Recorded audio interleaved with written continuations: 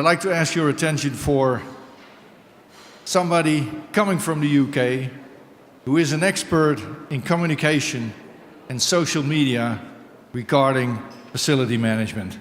So here is Katie King.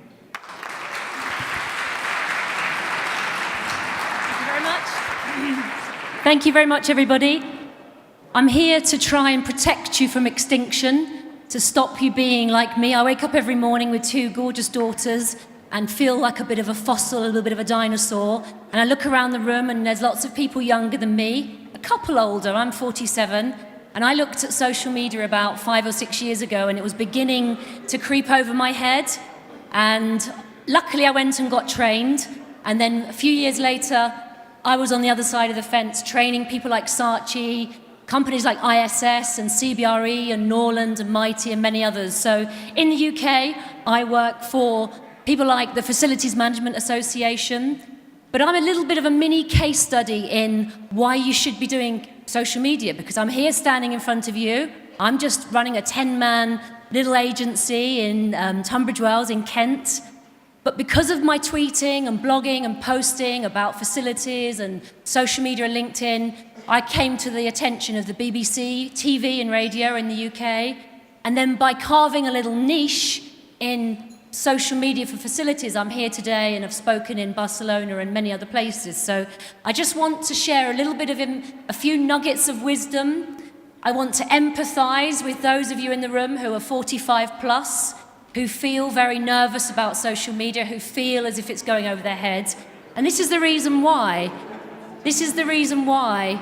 You know, we're not talking about jumping on the bandwagon because everybody else is. I'm not suggesting for one moment that everybody you know is on Twitter, and I'm certainly not suggesting from a business-to-business point of view that you go onto Facebook. But you can't avoid the fact that augmented reality, the conscious home of the future, which is going to be looking after all your heating and controlling everything electronically, the connected car, all of these things. The next thing coming down the line is the Internet of Everything, or the Internet of Things, you know, where everything you touch is going to be connected. And that's really exciting if you're a bit of a geek like I am. But if you're stuck in your comfort zone and you've been doing what you've been doing for many, many years, it's a little bit uncomfortable, and I understand that. But you, as a sector, the FM sector, should be really at the heart of a lot of this change, because, you know, there's an article in this month's Science magazine which is talking about construction and how we're breaking down natural habitats and we're going to make more and more species extinct. So we're partly responsible for it, but we're also, as a sector, at the cutting edge of change.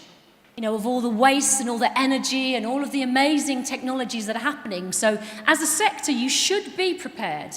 You should be at the cutting edge of it.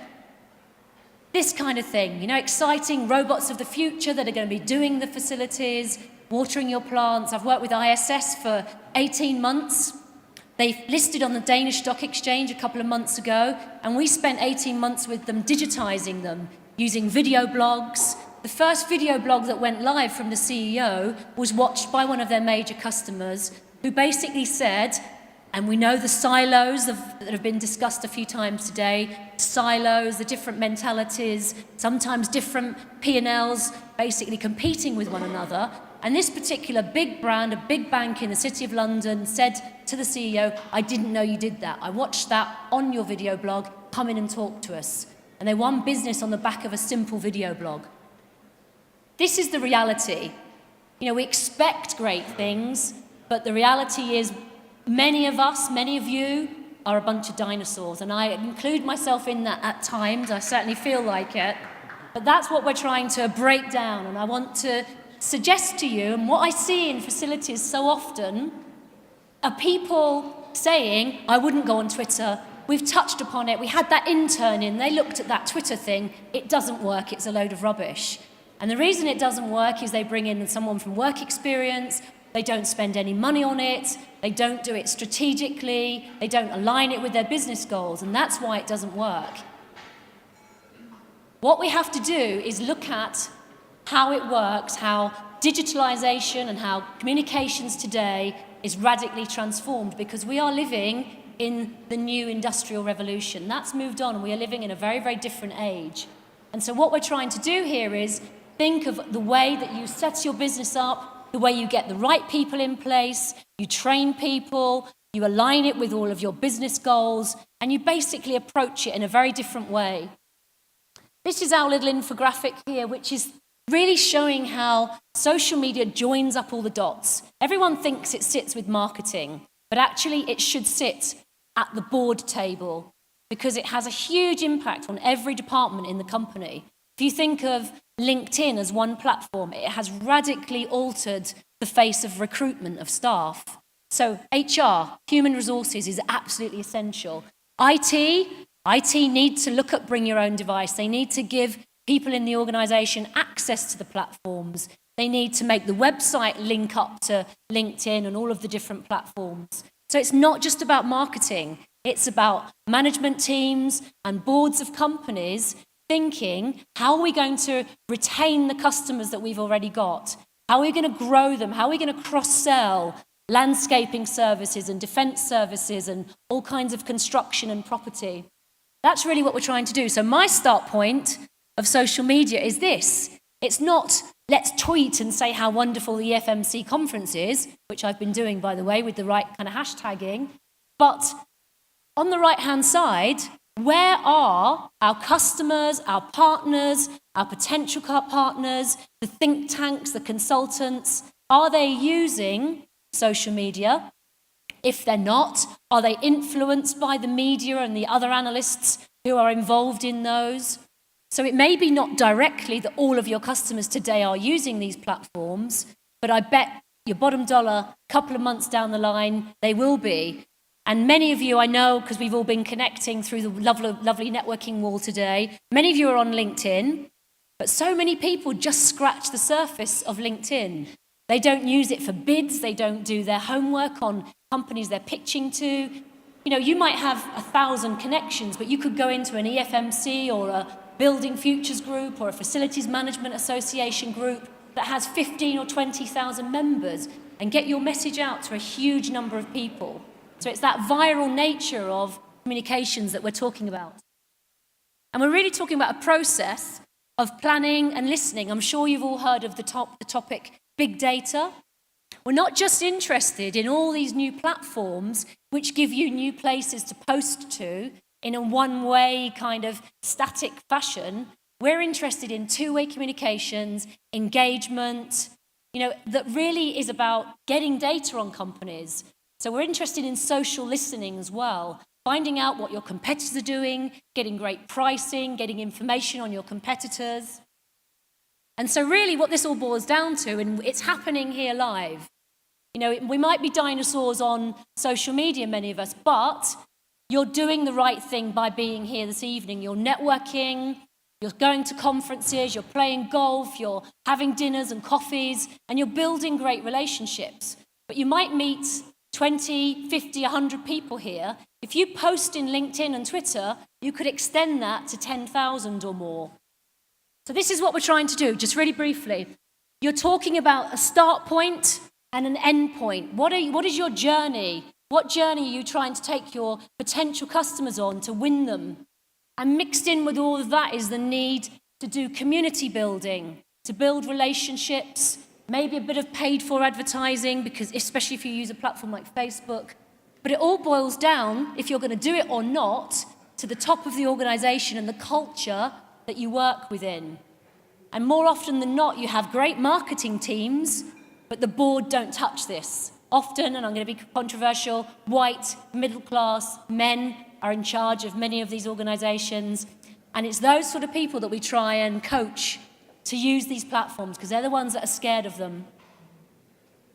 This is the kind of thing we do. So, like I mentioned with ISS and with other brands, it's about marketing strategy, it's about being on these platforms and using video blogging. This is an infographic about health and safety in the kitchen at Christmas, all kinds of things. People would rather read this for a few minutes or watch a 3-minute video than read the 10,000-word white paper that we used to push out 4, 5, 6 years ago. So really, at the end of the day, we heard a lot of talks this afternoon about trust, relationships, customer service, and I'm not for 1 minute suggesting that all of this takes over from the kind of networking we're doing here today and the kind of direct service that you give.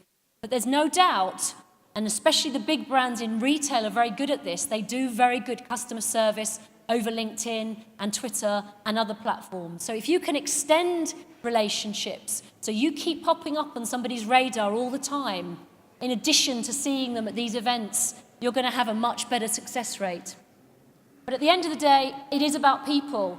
And I think nobody's just going to buy from you because they've followed you on Twitter. People need to look in the whites of your eyes and trust you and hopefully meet with you and do business. But if you join up all of the dots of all the golf, the events, the EFMCs, etc., you are going to make it much, much easier for people to do business with you. So all I would say is, take the business cards, go to the networking wall, follow up with those people, encourage your teams to at least explore the fact that, yes, there are weird porn stars on Twitter, there are students, there are strange, wonderful people, but there are also your media, your peers, all of these kinds of event organizers, and so on. All of them are on these social platforms. So just take the time to push aside all of the rubbish and find the people that are of actually interest to you and building your sphere of influence. So just really, it's all about staying current. And I haven't got the time in a quick 15-minute dinner speech. Normally I do 45 minutes in a lecture, and it's practical and it's pragmatic and it's a proper coaching overview. But you can find that yourselves. You can Google it, you can do white papers, you can look at videos of that. But I would encourage you not to become dinosaurs. Try and stay current.